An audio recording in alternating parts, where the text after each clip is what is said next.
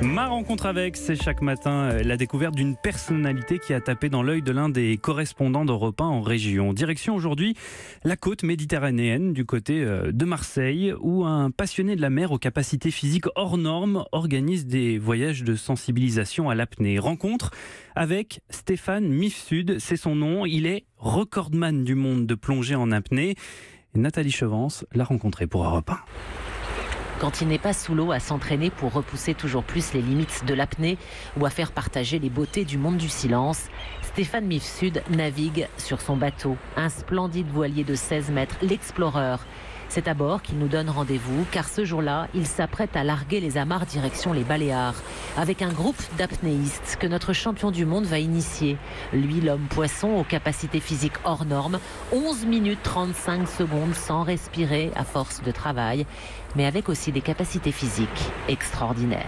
Au départ, j'avais un terrain qui était plutôt bon. Maintenant, il faut savoir que j'ai grandi à l'île de la Réunion, à l'île Maurice et Madagascar. J'ai commencé à m'entraîner très très tôt. À l'âge de 5 ans, mon père plongeait avec moi et du coup, j'ai commencé à faire mes armes très très tôt. À 11 ans, je tenais plus de 4 minutes 30 en apnée et donc, n'ayant jamais arrêté, 30 heures d'entraînement par semaine pendant des années. Le mot, c'est adaptation. On arrive à se modifier et à ressembler modestement aux mammifères marins.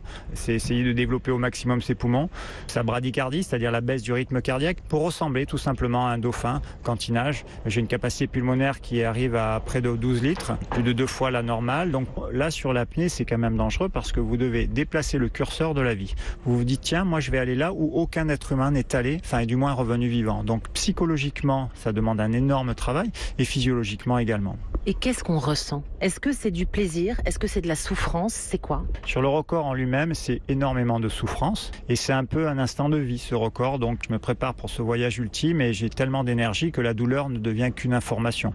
Et finalement, quand j'ai mal, quand j'ai très mal, ça veut dire que je suis encore vivant. Et les scientifiques n'expliquent toujours pas pourquoi vous y arrivez, pas les autres? Je suis pas vraiment une énigme parce qu'on a quand même décodé ce qu'était l'être humain. Jacques Mayol, il y a 40 ans, tenait 5 minutes en apnée. On n'a plus que doublé la mise. Ce n'est pas par hasard, c'est simplement le travail et l'aide des scientifiques sur des recherches vraiment poussées qui servent non pas à faire que de l'apnée. Il y a des applications intéressantes comme l'asthme, la lutte contre l'asthme, puisque quand on fait de l'apnée, on mobilise certains muscles et le cerveau est beaucoup plus réceptif au manque d'oxygène. Et donc, au lieu de se mettre en alarme, il se met plutôt en veille et donc permet au corps de mieux vivre sa crise d'asthme. Donc il y a pas mal de thérapies qui sont utilisées par rapport à l'apnée. Et à son tour, Stéphane Mifsud entraîne aujourd'hui des apnéistes pour repousser toujours plus les limites du corps, pour arriver aussi à une parfaite symbiose entre l'homme et la nature. Sensibilisation à la faune et à la flore avec pour seul réservoir ses poumons.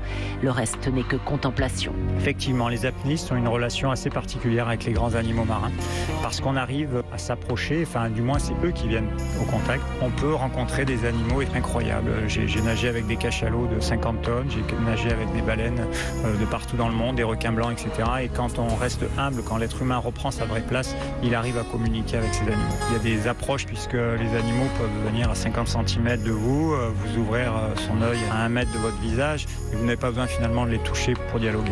Et pour ouvrir la mer à tous les publics, Stéphane Mifsud, grand défenseur de l'environnement, avec son association l'Odyssée Bleue, est en train d'élaborer un sentier sous-marin pour les handicapés avec des boots pour se tracter, des scooters sous-marins pour remplacer les jambes, juste pour sensibiliser et redécouvrir la faune et la flore de Méditerranée.